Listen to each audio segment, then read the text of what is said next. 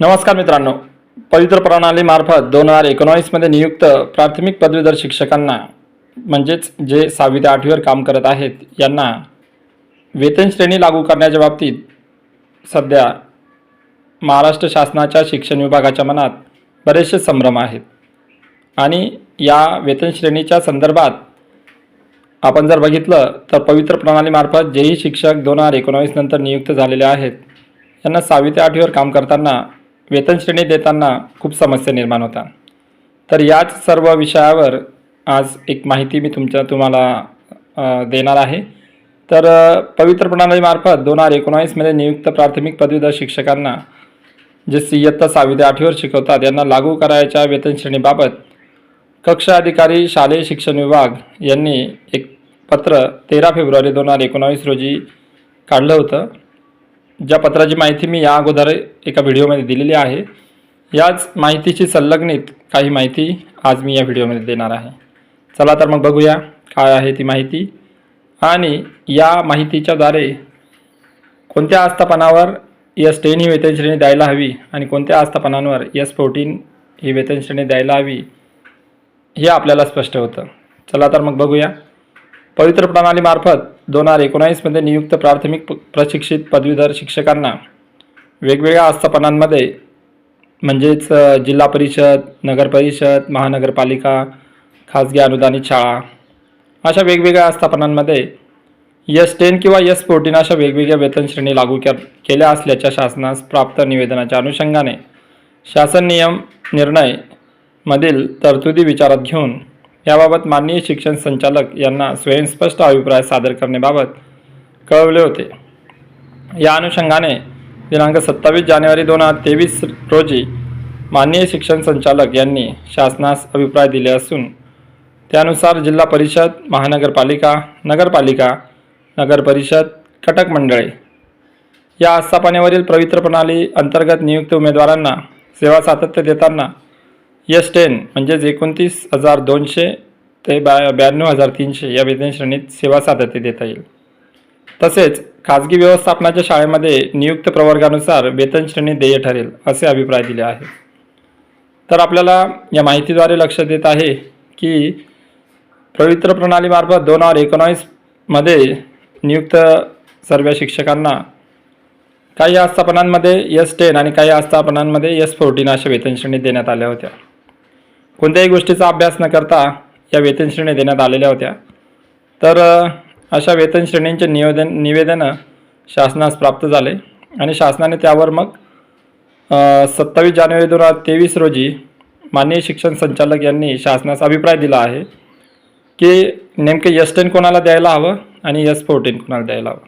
तर इथं आपल्याला स्पष्ट मेन्शन केलेलं दिसतं आहे की जिल्हा परिषद, महानगरपालिका, नगरपालिका, नगर परिषद आणि कटक मंडळे या आस्थापनांवर जे शिक्षक 6 ते 8 वर नियुक्त आहेत यांना S10 ही वेतन श्रेणी म्हणजे 29,200 ते 92,300 ही वेतन श्रेणी सेवा सातत्य देताना देता येईल।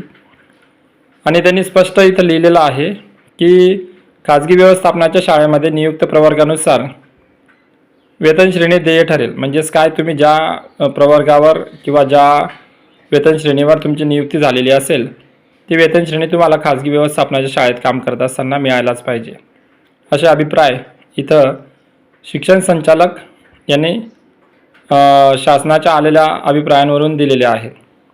या अनुषंगाने नमूद करण्यात येते की राज्यातील उच्च प्राथमिक वर्गांवर नियुक्त शिक्षकांना पदवीधर वेतन श्रेणी लागू करण्याच्या अनुषंगाने अभ्यास करून शिफारस करण्याकरता आयुक्त शिक्षण यांच्या अध्यक्षतेखाली समिती स्थापन करण्यात आलेली आहे। सदर समितीने शासनास अद्याप अहवाल सादर केलेला नाही। त्यानंतर या सर्व मुद्द्यावर 2022 मध्ये एक समिती स्थापन करण्यात आलेली आहे। समिती ही आयुक्तांच्या अध्यक्षतेखाली स्थापन करण्यात आलेली आहे, पण अजूनही म्हणजे 2022 पासून स्थापन केलेली समिती पण 2026 हे वर्ष सुरू झालेलं आहे तरी समितीने या बाबतीत कोणताही आपला अहवाल सादर केलेला नाही।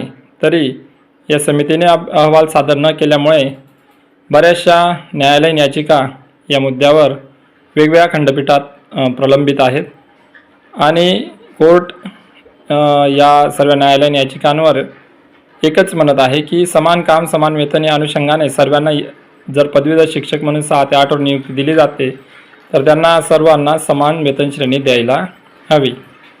आता यावर शासनाने लवकरच उत्तर देणं गरजेचं आहे। सद्यस्थितीत इयत्ता 6वी ते 8वीच्या वर्गावरील पदवीधर प्राथमिक शिक्षकांना देय असलेल्या वेतन श्रेणीबाबत शासन परिपत्रक दिनांक 13/10/2016 अन्वये निर्गमित केलेल्या सूचना लागू आहेत। इयत्ता 6वी ते 8वी उच्च प्राथमिक स्तरावर पवित्र प्रणालीमार्फत नियुक्त शिक्षकांना सद्यस्थितीत शासन परिपत्रक 13/10/2016 मधील तरतुदी लागू असून सदर शिक्षकांच्या वेतन श्रेणीबाबत त्यानुसार कार्यवाही करण्यात यावी। तसेच काही आस्थापनांनी वेगवेगळी वेतन श्रेणी लागू केलेली असल्यास सदर बाब तपासून शासन परिपत्रक दिनांक 13/10/2016 मध्ये दिलेल्या तरतुदीनुसार वेतन श्रेणी लागू करण्याबाबत योग्य त्या सूचना संबंधितांना आपल्या स्तरावरून द्याव्यात असं कक्षा अधिकाऱ्यांनी म्हणजे जे शालेय शिक्षण विभागाचे कक्षा अधिकारी आहेत यांनी माननीय शिक्षण संचालक यांना एका परिपत्रकाद्वारे हे कळवलेलं आहे। तर हे पत्र आहे 13/2/2023चं। तर या पत्रानुसार आपल्याला स्पष्ट केलेलं आहे की जे खाजगी संस्थेवर नियुक्त आहेत त्यांना S14 हे वेतन श्रेणी जी वेतन श्रेणी त्यांना देय असते त्या पद्धतीने ती द्यायला हवी। आणि काही आस्थापनांनी काय केलेलं आहे तर जिल्हा परिषदांना पण S14 दिलेलं आहे। तर ते रिव्हर्स करण्यासाठी हे पत्राच्या एक सारांश दिलेला आहे।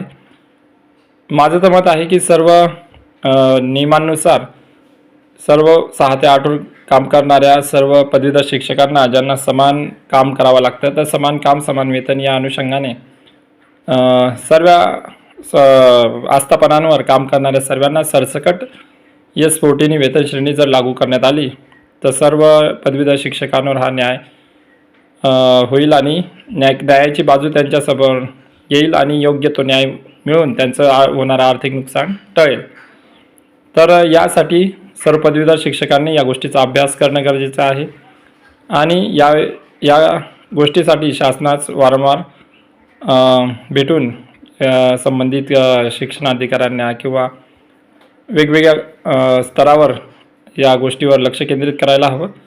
तरच हा पदवीधर शिक्षकांचा प्रश्न लवकर सुटेल आणि होणारं पदवीधर शिक्षकांचं नुकसान कमी होईल। आता सध्या आपण जर बघितलं तर शिक्षण सेवकांचा एक निर्णय शासनाने निर्गमित केलेला आहे। शिक्षण सेवकांच्या काही केसेस कोर्टात चालू आहेत त्या दृष्टिकोनातून पण शासन आता सकारात्मक भूमिका घेताना दिसत आहे। तर पदवीधर शिक्षकांची पण केस सर्व महाराष्ट्रातील पदवीधर शिक्षकांची 6 ते 8 वर काम करणाऱ्या शिक्षकांची केस पण कोल्हापूर आणि नागपूर खंडपीठात प्रलंबित आहे। तर या सर्व केसेस लवकर सुटाव्या आणि सर्व पदवीधर शिक्षकांना लवकरात लवकर न्याय मिळावा अशीच आपण अपेक्षा व्यक्त करूया। तर या व्हिडिओमध्ये आपण एक महत्त्वाची माहिती जाणून घेतली।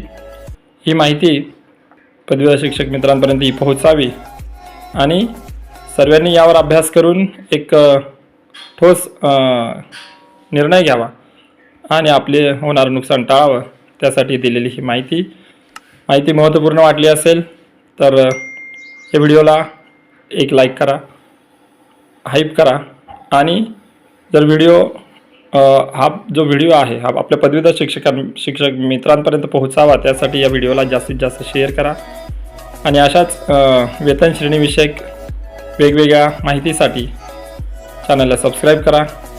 पुढच्या व्हिडिओत धन्यवाद।